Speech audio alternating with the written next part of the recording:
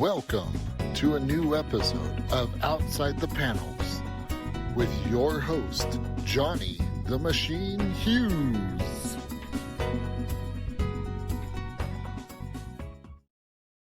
Welcome everyone to an episode of Outside the Panels. I'm your host, Johnny the Machine Hughes, and as you all know by now, if you don't, if this is your first time, I love a Kickstarter, and I've got a Kickstarter going on right now that's a little bit unusual, a little bit thought-provoking, a little bit, why has no one done this before? So, without further ado, let us say welcome to creator David Trustman. David, welcome. How are you doing? I'm good. Yeah. So, David, what is so unusual about your project that you've got going on? This is Gregor. So, tell us what's so different about it. So, what's different about it is that my real work in comics is I like to teach things. Okay. And Gregor is really kind of combining my passions. One is memory training, and the other is comics. I mean, I love comics. And what I've just done is I wanted to give a real portrayal of deaf characters, but also I like learning. So I wanted to, really it came about because I wanted to learn sign language, and I couldn't find any comic books that had a lot of sign language in them. Okay. And I just thought, this is what I want to read. And so I set out to make something that would help me and my son learn sign language. Did you appreciate my hello friends? I did. Yeah, I've been doing research. Can you tell? Sign language is such a massive thing. I don't know if you guys get this over there, but you might get it on BBC America. But a couple of years ago, on Strictly Come Dancing, no less, there was a deaf actress performing the dancers, right? And to the song Symphony by whoever, I can't remember who sings the song, but halfway through the song, the music just cuts out. It's just the two people dancing. And then as they dance through, then the music kicks back in. And in essence, you get the idea of what it's like for this person to go through life without hearing music. And I swear to God, the goosebumps, even now that I know it's happening, when I rewatch it on YouTube, the goosebumps I get is just fantastic. It's such an admirable idea that, sign language, whether it be the British version or whether it be the American version, it's a huge thing for a whole host of people. And comics don't necessarily ascribe to those people straight away, because comics is to read it. It doesn't matter if you're deaf or not. You can just read it, right? Yep. Yeah. So then, if you can read it, what was the impetus to get the sign language into the book? Well, one, it just I'd seen it done a little in other comics before, and I wasn't necessarily pleased with what I was seeing. I wanted to see something a little bit more. A lot of times when you see a deaf character in a comic, it's like they're deaf and they need a superpower that accentuates their deaf, or they need to try to get their hearing back. And I thought, there are a lot of deaf people, especially ones that I met, that don't care about getting their hearing back. They enjoy, some are deaf, some of them were born deaf, and it's just part of it. And so I really wanted to capture that exchange where you have deaf characters talking to each other, and then I also get to poke fun at us hearing folks who don't seem to understand. Yeah, that's a look at a person when you're talking. So I really just wanted it. It really was just all born out of, I wanted to see something that felt like someone actually paid attention to the experience. So something genuine. Yeah. Perfect. That's a great way. It's funny you mentioned about how deaf characters are kind of utilized in comic books. I remember reading about 18 months ago an Echo book. She featured in a Marvel book, right? And someone comes behind her and cocks a gun, and then she turns around and kicks the crap out of them. And I'm like, I thought the hook of the character was she's deaf. So if she's deaf, how did she hear the gun click behind her? I don't. I've had the same complaint about the same character that when in panels, when she's being drawn and they're having a conversation, they will completely turn their back for dramatic effect and do this diatribe, and the deaf character is standing there, but she's got Phoenix power. There's always a workaround, and just going, all right, let's work within the bounds. Yeah, I think I've seen it in a Robin story in there's a Batman anthology book out, and Robin uses sign language to communicate. But again, it's that kind of superhero sign language that's like a code. It's not like true sign language. It's it's and we all have gestures. We communicate by gestures, and we do it unconsciously. I think when people say something good to me, now I do this, because I've been watching Hawaii Five-0 for too long, right? And when we say, right, couldn't we do this? And and all these are kind of forms of sign language, and we assume that everyone we speak to knows that because it's a shared experience, whether you're watching Star Trek or whether you're watching Hawaii Five-0 or wherever you've seen that symbol before, or that symbol, or even is that the rock one? Yay! Yeah, these are all gestures that we see in modern day life when we communicate with them. American sign language itself, it's a whole different ballgame, man. There's so many types. I have books behind me on different types of Indian sign language, ancient Arabic hand signs. There's so much that is just so cool that we can do with our hands if we just learn a little bit. But I think, I had that, the Hawkeye issue where, he goes deaf and he's got to do sign language. Yeah. And I thought, well, this is great. I'm really going to benefit from this. And then there just wasn't enough detail. There wasn't anything telling me what the signs were. So it took me out of it, as opposed to bringing me in. And that's with Gregor, I want to have where it's both of those experiences. I mean, to be honest, let's be a bit. I know we sound a bit harsh to comic creators who use or utilize deaf characters. First of all, let's applaud deaf characters for being in comic books.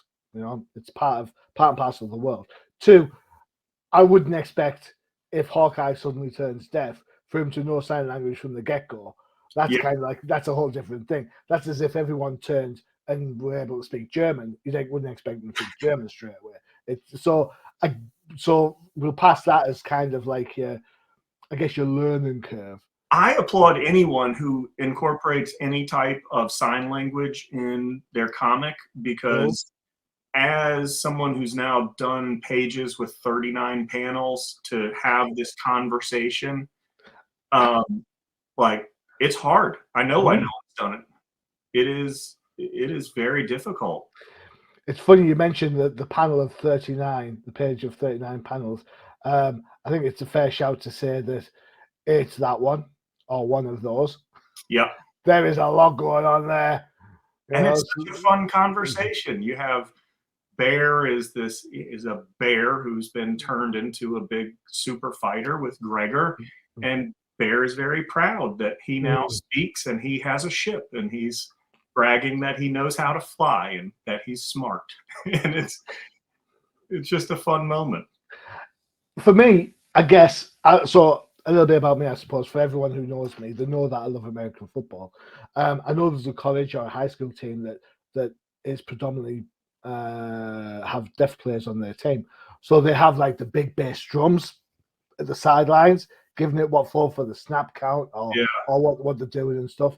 And even in films like The Replacements with Keanu Reeves, there's a tight end who's deaf, and he asks him how did he learn about it. He touches like, is that father? I think that's father.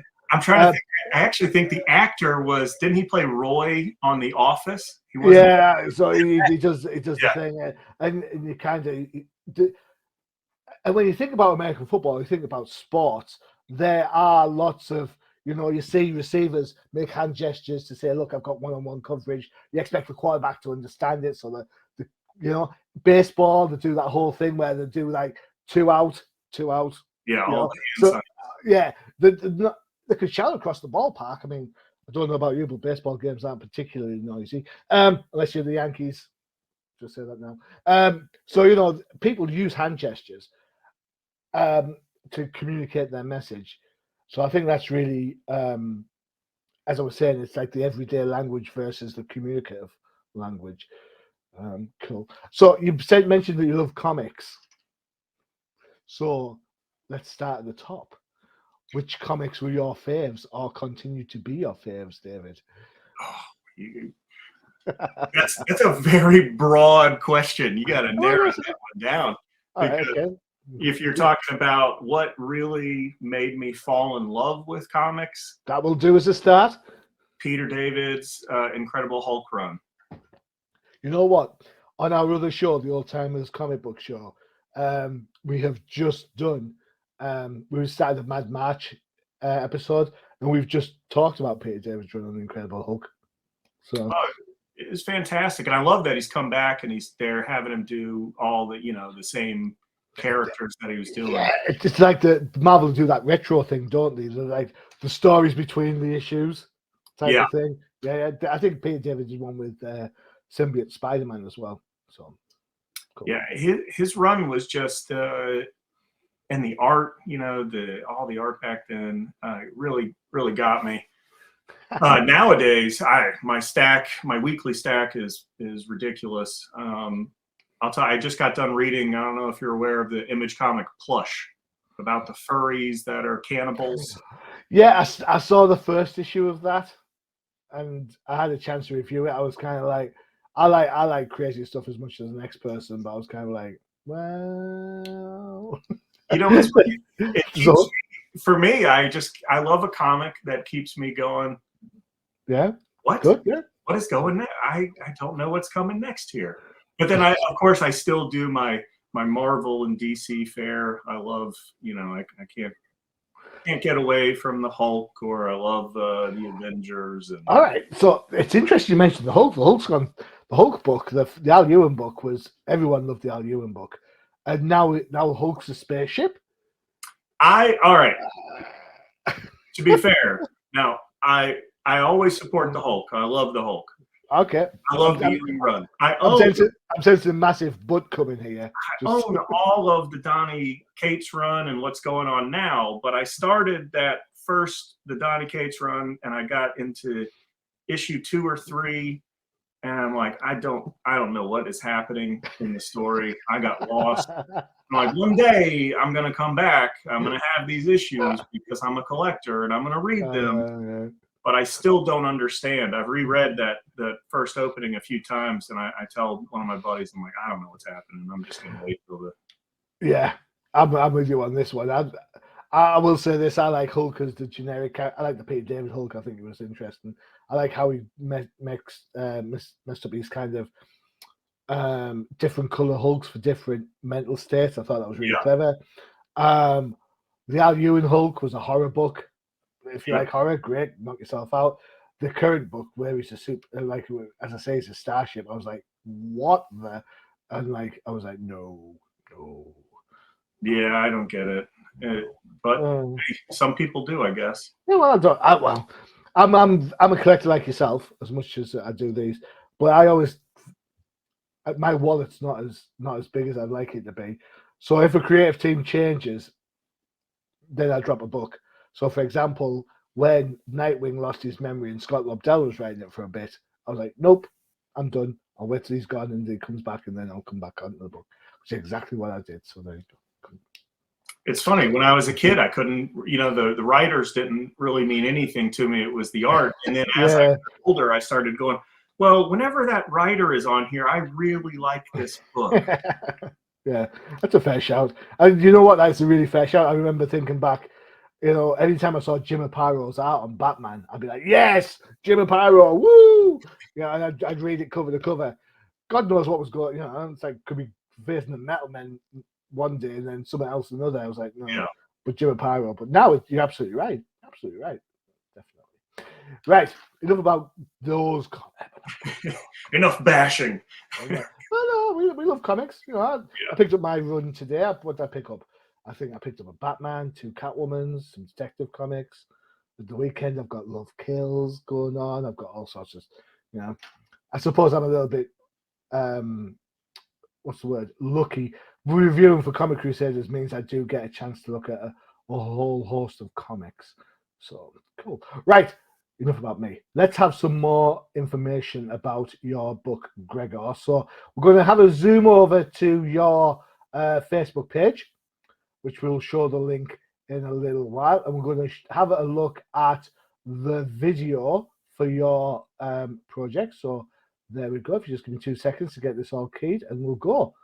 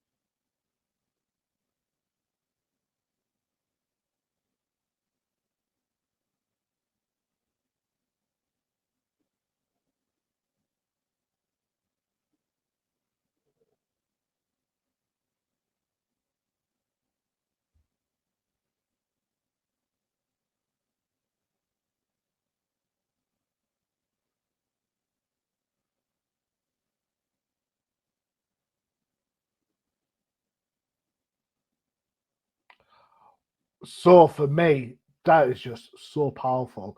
You're so used to like the bells, the whistles, the kapows, and all that sort of stuff that goes on with those videos. I've got to say, I looked at the trailer earlier today. I'm just kind of watching it through. That is immersive. I'm absolutely round of applause. Yeah, that absolutely proper sells the message really well. Was it kind of like just a common sense thing for you to go with no sound on the video to prove your point? It was so funny because the guy, a friend of mine who does like my videos, he started off with sounds, and it was kind of like thinking that way, well, if you can hear it, not really. And we looked at it and we both were like, no, this is wrong. You should have nothing. You should just suck into the moment. And we came up with it like going, we really want to pull people into the experience. And when you start off with like the lightning sound kind of with where Gregor's getting enhanced, I realized, no, it doesn't work. He's already deaf at that point. And let's experience it. And so I'm glad it worked for you. Absolutely. As I said, I looked at it earlier today. There was like noise going on the telly, and I'm kind of watching the clip. I'm watching it, going, yeah, I get it, totally get the message and everything. It wasn't until then, when it's just you, me. There's nothing going on in the room behind me, and I'm just watching the video, and I'm not saying a word. You're not saying a word, and that's when you become more focused on, I suppose, the message on the written word. You become, I'm not going to fall into that, you lose your one sense, all the other senses become stronger kind of motif. What I will say is that you become more attentive. Yes. Because you have to be. Yes. You can't rely on anything else telling you the message, right? Yeah. So you become more attentive. So I think that was a really well worked advert. Well done. Absolutely well done. It really worked for me. I tried to capture a lot through here. You'll see, like especially when the purple bear talks, that he's very expressive emotionally, and I wanted to get across, like, a lot of people when you're learning sign language will tell you that you have to have a big face. So if you're saying happy, you have to have a big smile. But when you think about how we communicate, sometimes when we're happy, we look very sad. Yeah. And so capturing Bear crying while saying happy, you have to look at that. And so I feel like we the trailer was really trying to bring all of that, just the focus that you need to have, but also the story is light, and as you can tell from the pictures, it's kind of fun.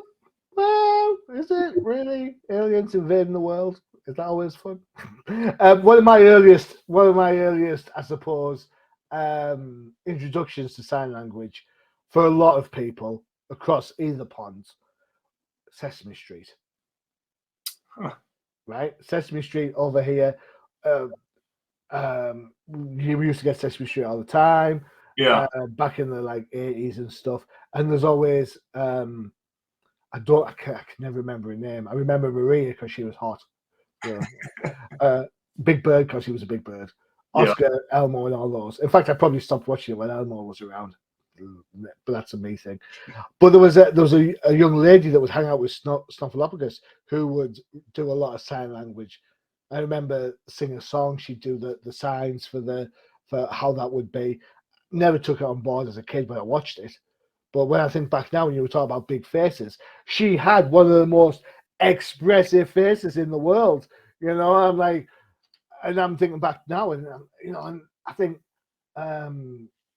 is it Marley Mattson from The West Wing? Marley Mattson. Yeah, there you go. Fantastic. She brought sign language even further. For you're watching The West Wing, and the people would watch The West Wing, and the policies and politics would get more viewers in The West Wing than they would if you were watching the politics channel, right? Yeah. And you've then got this recurring character who we all know Josh really fancied her, and she really fancied Josh. We all know that's true. But she's such a smart character, and that's part of the writing of The West Wing. Everyone was super smart in The West Wing. But again, another example of how to promote sign language within a modern arena, correct? Yeah, and well, you say arena, and all I think is the ASL translator from the Super Bowl.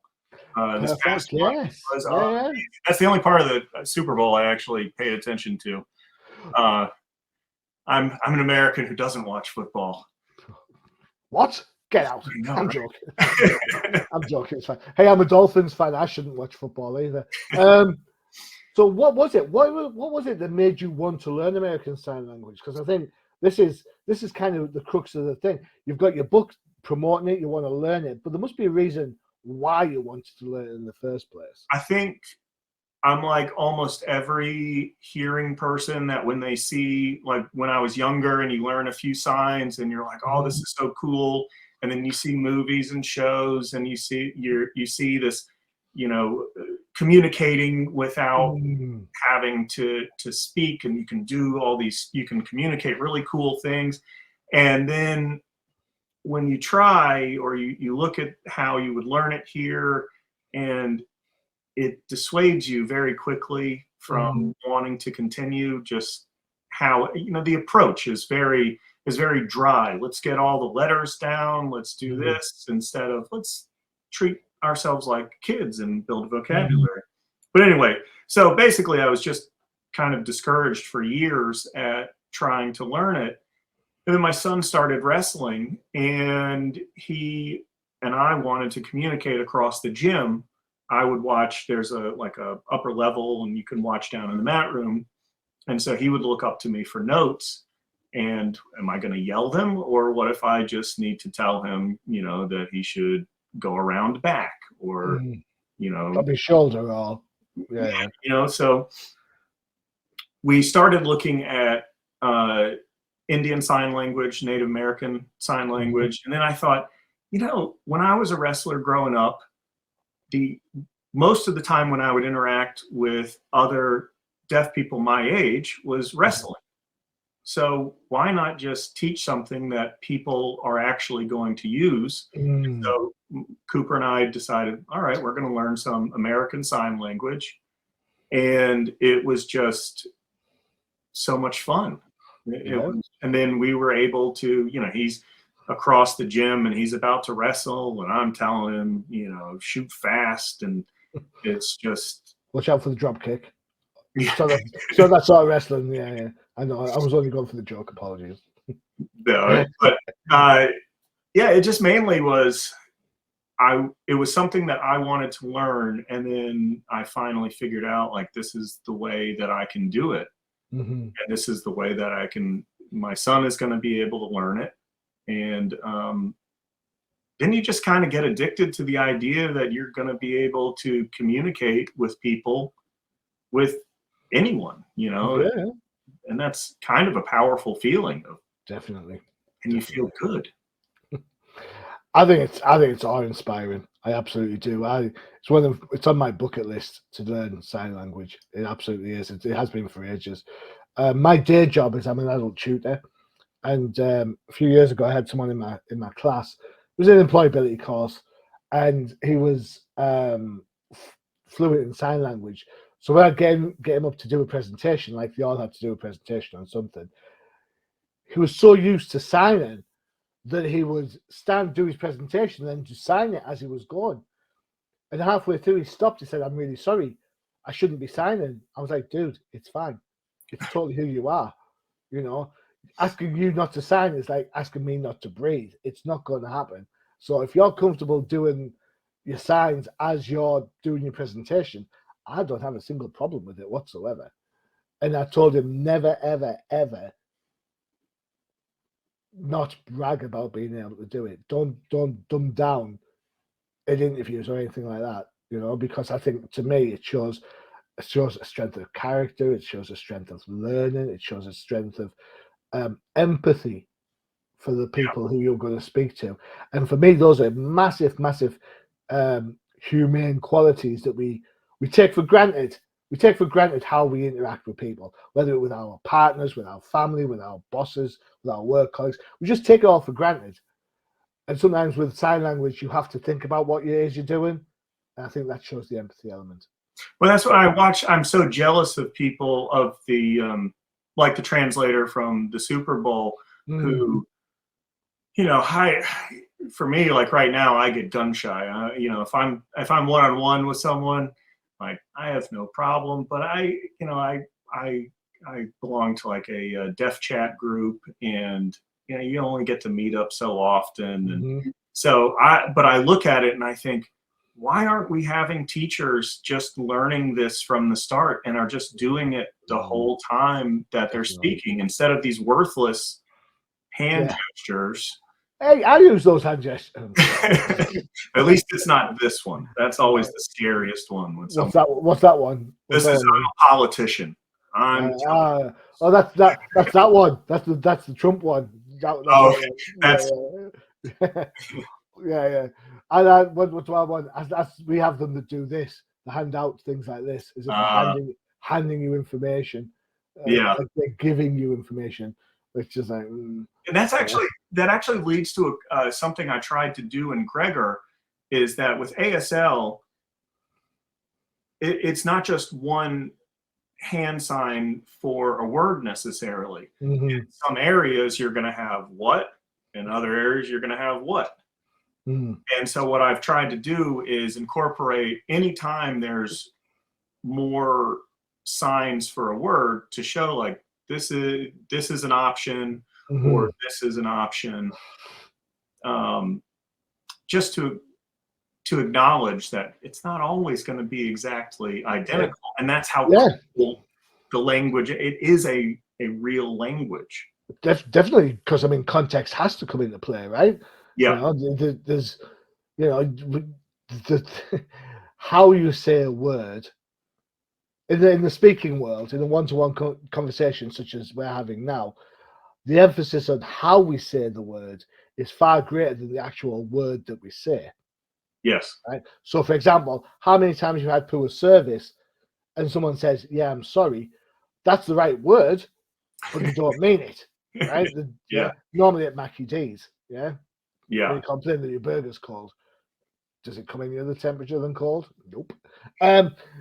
That's a me thing again. So I would assume that in sign, again, there's that element of sorry as a kind of a blow-off sorry versus the genuine I am really sorry.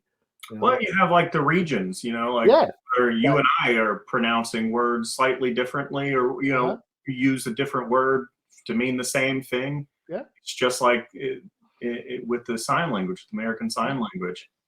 And of course, British Sign Language, which is slightly different in certain aspects. Yep, there's Mexican Sign Language.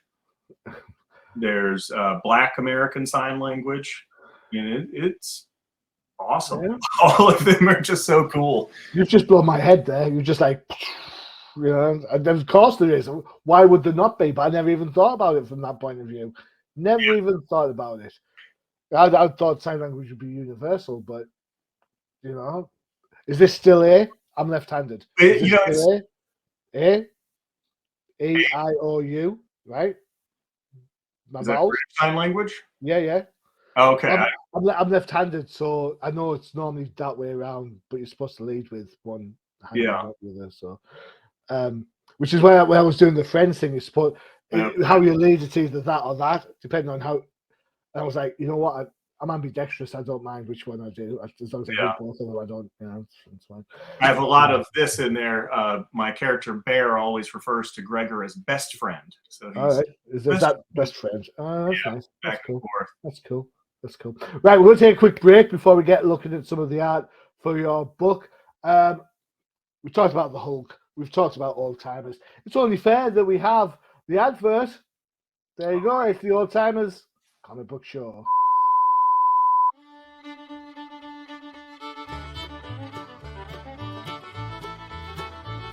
Do you want to find out what makes a professor do his happy dance? Check out the Old Timers Comic Book Show, only on the UCPN. There you go, short and sweet. You can see how happy he is by dancing. For everyone who's watching this show, and I apologize that I am not proficient at sign language. However, when you're watching this on YouTube, there is the closed caption element. So by all means, feel free to click the closed caption bit and you'll get what we're saying transcribed for you. So that's as good as I've got. And I'm genuinely very, very sorry that I do not know more sign language than what you've seen so far. There you go. It's fair enough, isn't it? PSA. All right. Okay. Let's get into it. So, Gregor, is your creation, right? Yep. Writer, artist, staples the book together, the whole thing? I used to staple the book together, not anymore. You found a stapler. I did. Excellent. So, this is a prime example of what we're talking about. You've got your sign language here across the top that kind of passes on a message. You've got some action, and then you've got some more sign language along the way. I noticed on your Kickstarter you mentioned that the signs aren't going to always be exact due to the anthropomorphic elements of some of the characters. Correct? Yeah, that what I'm trying to say is that ASL there's a certain syntax, and what I'm trying to do here is not give you how to speak perfectly, but rather give you the vocabulary. Mm-hmm. And sometimes it's going to be correct in the way, because the thing is that imagine you have, like on the screen here, you have one human, one woman who used to be a cow, and one person who was a bear. And so they were just implanted American Sign Language signs in their brains. How are they each going to speak? Mm-hmm. And so Bear can be very base. Gregor is more of a spoken English signer. Mm-hmm. So he signs exactly every word that he's saying. Bear has a lot of implied words. So you're going to see, so it's more getting the message and showing this kind of odd structure. There's one page where Gregor says that he had to fight a giant parasitic worm. And, what's fun about that is it's so bizarre, mm-hmm. It makes it memorable. And that's the whole point of it. And so like here where he's telling the story that he had to hit people, and he had to punch a girl in her face. And then he fought a bear, and he learned he could break chains. That's what he's saying on there. And cool. Each one is a sentence that's broken down a way that you can easily pick it up because it's, it has these mnemonic principles, which is my specialty. Excellent.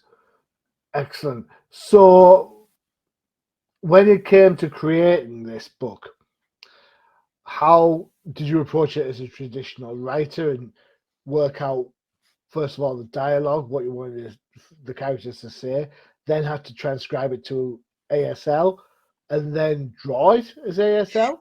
In a way, it actually started out, I had this story about essentially the exact same Gregor story. Here's a guy, he was an escaped slave, got taken by aliens, and then he became a great hero, and then they kicked him back to Earth 150 years later, and no one remembers him, and it just feels lost, and he's trying to find his way back.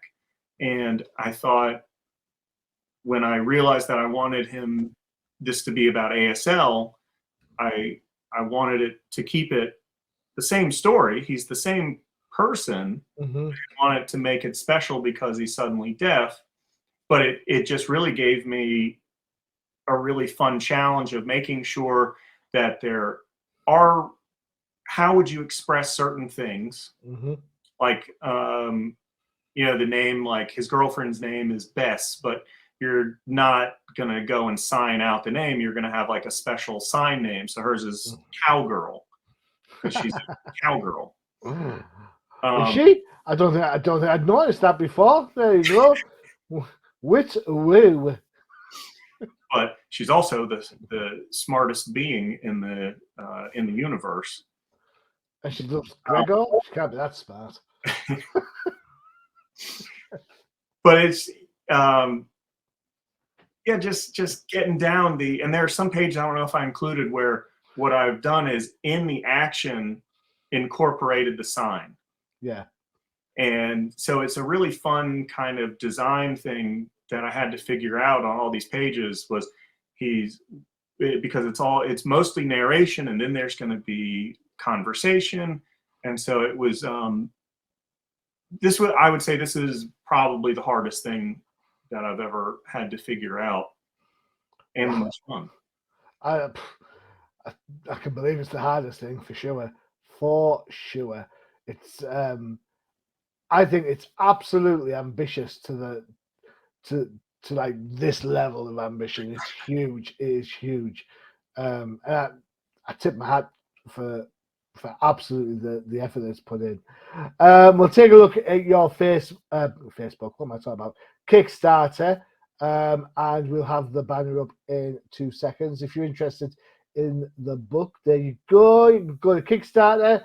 Dead simple. Type Gregor Lives into your Kickstarter page, and it will take you straight there. Not hard to do. Or you can follow the link after the pod. Don't pause it now, because you'll miss all the rest of the great stuff we're going to go through. I don't know. People who just pause.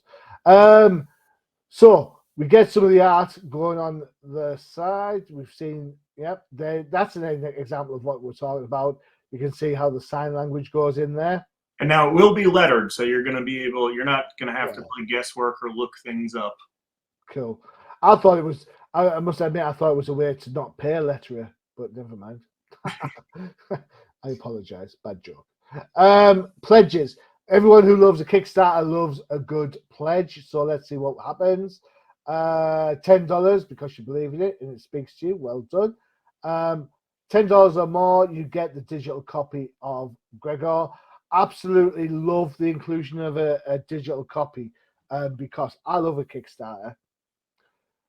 But I am in the UK, and as much as I would love to spend $5, $10 on a Kickstarter, if I have to pay shipping from God knows where to here, it's not cost productive for me. It hurts, you know. Yeah. If I can pay $5 and get it digitally, well then that's what I'll do. Or $10 to get it digitally. I prefer having comics in my hand, but there's a point, right? So I think the digital choice is a really good call. So for about $30, you get the Champion, which is the digital and a physical, which ships anywhere in the world. Notice the estimated delivery time on that is November. That's good. $50, you get a digital copy, a physical copy. What's an ASL print? I'm doing a special print with some of the characters doing some special signing, teaching something else. Just a little fun thing. Cool. And then I have, this is where I get real excited with the team up, because the idea of two people getting together, you know, anything to bring people signing with each other, and then that makes it easier signing with other people. Perfect. Yeah, excellent. I like that. 100 gets you the digital, a physical, and 3 ASL, sorry, with mnemonic and magic prints. Cool. 120 gets you 5 physicals, the digital copy. Perfect bundle for family, groups of friends. There you go. I'm liking that one. You've already got 2 backers for that one. That's impressive. Yeah. And then for 200, you get the Intergalactic Memory Master, which is your digital, your physical, with special mnemonic sketch inside, a mnemonic print, and a physical copy with no. That's my work in memory training, where I'm doing something with the characters that teaches something in a mnemonic way. So talk to me about memory training. We've mentioned it a couple of times. What's memory training? And please don't say training your memory. I'm hoping for a stronger answer than that. It's the ancient art of memory, where you train your mind so that you can, if you're trying to memorize a certain fact or a set of facts, that you have the ability to recall it on demand. And typically, my main readership is actually magicians who learn how to memorize decks of cards to do either memory performances or card tricks that secretly employ memory. And then, so teaching all sorts of fun stuff. Okay, cool. Excellent. This is a perfect example of what I'm talking about, where incorporating the signs into the page, because each one of those panels is actually, the one that we're on right now is saying, now I have an army. Yeah. Cool. And the characters themselves are doing certain sign languages as well, though, aren't they? It's not just this. Yeah, no, it's if you read across the front of the girl, the little goat girl, Bess, and then the frog guy and the cow one, they're saying, now I have army. Wow, that's impressive. Absolutely impressive. I mean, I absolutely think it's brilliant. I absolutely totally think it's such a great concept. I really do. I think it's so clever. Brilliant. I'm impressed by the whole idea of it. Do you find that the incorporation of so much sign language within the book increases the page count? No, I tried to keep it to a standard story count, book count, page count. There could be a whole lot more. It just gets tiring. Really, you work on a page, and these are you know, like you have the City Mountain page that's kind of one of the spectacle pages, but I have a 2-page spread where Bear is riding his pyramid over a group of about 400 aliens, and so I mean, there are some kind of crazy pages that I put in there. That there's the home planet, which consists of all the stolen planets. I think I've seen that in the Doctor Who episode, Stolen Planets. I'm not sure which one it was. Fine. Fun idea. Yeah, it's a great idea. It's a great idea. Absolutely. Absolutely. Brilliant. All right. So if you had a pitch in order to sell the idea of Gregor, what would be your 30-second pitch? My 30-second pitch would be guy who's the former greatest fighter in the world, finds a chance at saving the universe once again and finding a way back to his girlfriend. And the whole story can be a fun story, or you can use it to actually learn something. Cool. Excellent. It's like that. It's like one of those episodes of Thundercats and He-Man at the end, isn't it? Yes. Yeah. So, what did we learn today, Man at Arms? Well, we learned to trust each other. Or if a whole G.I. Joe episode had been like how to make something. Yeah, you realize I don't have G.I. Joe over here, right? What? Yeah. We have Action Man, the greatest hero of them all. Sorry. Really? Yeah, no G.I. Joe. Man. How did we manage to live without G.I. I Joe? know, without G.I. Joe, jeez. It was back in the day. It was called Battle Action Force, an Action Force, I think. But I only know the same because the bad guys are the same, and both had snake eyes.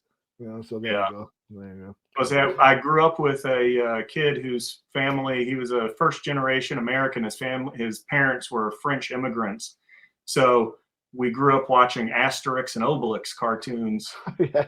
And boy, those were fun. Yeah, cool. David, thank you so much for spending the time with me and talking about your absolutely fantastic project. I think it is well worth people having a look at. It's ambitious, to say the least. Where are we at right now? Let's just have a quick look. Let's bring the page back up. Just give me 2 seconds and we'll get there. So we are currently on, as of now, as of the moment of recording, we are 18 backers, 22 days to go. We'll do it to $1. So you currently have $1,948 pledged towards your 15,000 goal. How do you feel? You're confident about that? I have no idea. This is my first time doing a Kickstarter. Fair answer. Fair answer. Fair answer. Excellent. Whatever it takes. I just hope people give it a chance and see how fun it is to learn something. Well, I'm with you on this one. As I said, sign language is one of my things. It's one of my to-dos. So if I can get this done for my work, I think it's going to be beneficial. So, Awesome. So, David, thank you so much for your time and effort. For everyone else, don't forget to check out the UCPN for all your favorite shows. You saw the advert earlier. It's the Old Timers Comic Book Show, where the hosts aren't all, but the comics most certainly are. And if you like David, you still like your Marvel and your DC, you've got the No Price Podcast for all your Marvel news and the Definitive Crusade for everything that is DC orientated. There you go. It's all covered. David, thank you so much again. I really do appreciate it. Thank you. Normally at this stage, I say I've been your host, Johnny the Machine Hughes, adios. But on this occasion, I've been your host, Johnny the Machine Hughes.